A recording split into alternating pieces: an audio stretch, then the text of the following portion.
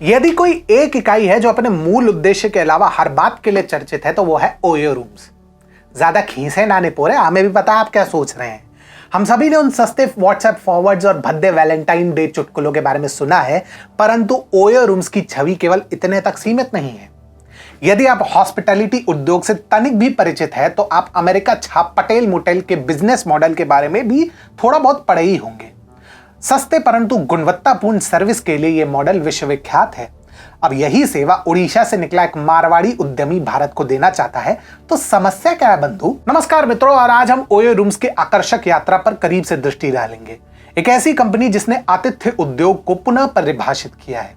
एक ऐसी कथा है जो सामान्य से कहीं अधिक है। क्या आपको पता है कि ओयो रूम्स प्रारंभ में आपका परफेक्ट होटल गाइड नहीं था? 2012 में रितेश अग्रवाल नाम के 19 वर्षीय उद्यमी ने लोगों के बजट होटल बुक करने के तरीके में क्रांति लाने का निर्णय लिया। वैसे ऑनलाइन ले जाना चाहते थे। ऑरोवेल स्टेज नामक इस उद्यम ने सितंबर 2012 में वेंचर नर्सरी में एक्सेलरेटर प्रोग्राम में प्रवेश किया और बाद में 2013 थियल फेलोशिप कार्यक्रम में इन्हें $1 लाख का उदार अनुदान प्राप्त हुआ। मई 2013 तक यही उद्यम ओयो रूम्स के नाम से जाना जाने लगा। ओयो का अर्थ है ऑन योर ओन, जो किफायती आवास सेवाएं प्रदान करने की उसकी प्रतिबद्धता को दर्शाता है, जो यात्रियों को उनके बजट का अधिकतम लाभ उठाने के लिए सशक्त बनाती है। यह यात्रा एक यात्री के रूप में रितेश के व्यक्तिगत अनुभवों से उत्पन्न हुई थी। उनकी लगातार यात्राओं ने उन्हें विभिन्न स्थानों पर असंगत आतिथ्य सुविधाओं की कठोर वास्तविकता से परिचित कराया। ओयो रूम्स के उद्यम के पीछे यही मुख्य प्रेरणा थी। आज ओयो एक निर्विवाद उद्योग दिग्गज के रूप में खड़ा है। भारत में 2013 में अपने प्रारंभ के बाद से ओयो ने दुनिया भर के 80 से अधिक देशों के 800 शहरों में अपना विस्तार किया है। कंपनी ने 2018 में अंतर्राष्ट्रीय बाजारों का रुख किया और मलेशिया के साथ अपनी वैश्विक विजय की शुरुआत की, जिसके बाद वे यूके, यूएई, दुबई, चीन, सिंगापुर, इंडोनेशिया और कई अन्य देशों में उन्होंने अपना प्रभुत्व स्थापित किया। 2018 में ओयो 100% लीज्ड एंड फ्रेंचाइज्ड होटल श्रृंखला में तब्दील हो गया, जो एक महत्वपूर्ण क्षण था। 2018 में वैश्विक स्तर पर रूम स्टे की संख्या बढ़कर 75 मिलियन हो गई, जो पिछले वर्ष की तुलना में 6 गुना अधिक थी, और इससे $211 मिलियन का राजस्व प्राप्त हुआ। परंतु बात केवल इतने पे नहीं रुकी। 2019 में ओयो ने $951 मिलियन का भारी राजस्व अर्जित किया, जो 2018 की तुलना में 4.5 गुना अधिक है। ओयो रूम्स की कहानी केवल संख्याओं के बारे में नहीं है, यह बजट अकोमोडेशन के इस जगत में उत्कृष्टता की निरंतर खोज के बारे में है। परंतु सफलता की यह राह इतनी भी सरल ना थी। कई लोगों को यह भी लगता था कि एक 20 से 22 वर्ष का किशोर जो स्नातक भी नहीं है, इतनी जल्दी इतना धन कैसे संचित कर रहा है। अक्सर प्रसारित होने वाले अश्लील चुटकुलों और व्हाट्सएप फॉरवर्ड्स के बीच कंपनी को और भी बड़ी दिक्कतों का सामना करना पड़ा। ओयो पे एक आरोप था अनुपलब्ध होटलों के कमरों को शामिल करना। कंपनी के मुख्य कार्यकारी और कई वर्तमान एवं पूर्व कर्मचारियों के अनुसार ओयो ने उन प्रतिष्ठानों के कमरों को सूचीबद्ध किया था जिन्होंने अपनी सेवाएं बंद कर दी थी, जिससे प्रभावी रूप से ओयो के मंच पर दिखाए गए कमरों की संख्या बढ़ गई।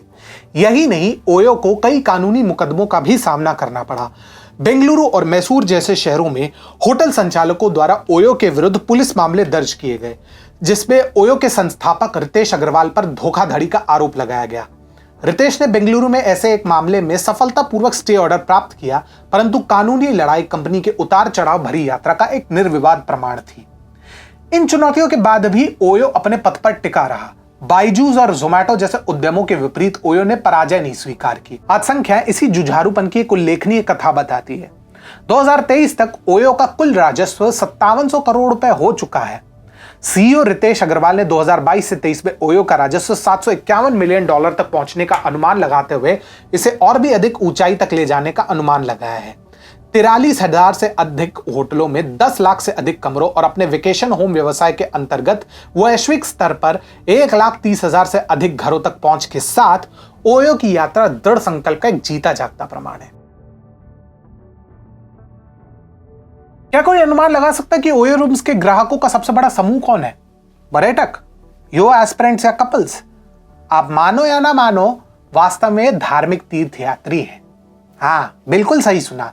देश भर के अनेक तीर्थ शहरों में ओयो ने अपनी पर्याप्त पैठ बना ली है और सफलतापूर्वक फल फूल भी रहा है। डेटा बहुत कुछ कहता है। ओयो द्वारा संकलित India treasure trove of cultural travel 2022 के रिपोर्ट के अनुसार श्रीनगर जैसे सांस्कृतिक स्थलों में उल्लेखनीय वृद्धि देखी गई है, जहां 2022 में बुकिंग में 3.5 गुना से अधिक की वृद्धि हुई है। विशेष रूप से जम्मू और कश्मीर के पहलगाम और जम्मू नगर ने भी भारत के शीर्ष सांस्कृतिक गंतव्य स्थलों में प्रमुख स्थान प्राप्त किया है। 2023 में ओयो के पास पूरे भारत में अपने नेटवर्क को बढ़ाने हेतु अयोध्या जैसे तीर्थ स्थलों की क्षमता का दोहन करने की रणनीतिक योजना उपलब्ध है। ओयो की सांस्कृतिक यात्रा 2022 राउंड अप रिपोर्ट के अनुसार भारत के भीतर घरेलू यात्रा की बहाली में आध्यात्मिक यात्रा की महत्वपूर्ण भूमिका भी रेखांकित की गई है। इस परिवर्तन के अनुसरण में ओयो अपनी छवि का कायाकल्प कर रहा है।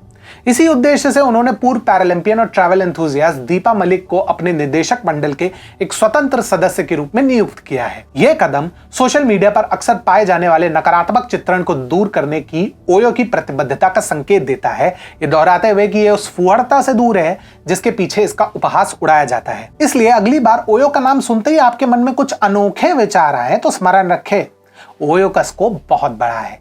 ऐसी छोटी तुच्छ बातों के लिए उनके पास ज्यादा समय नहीं है।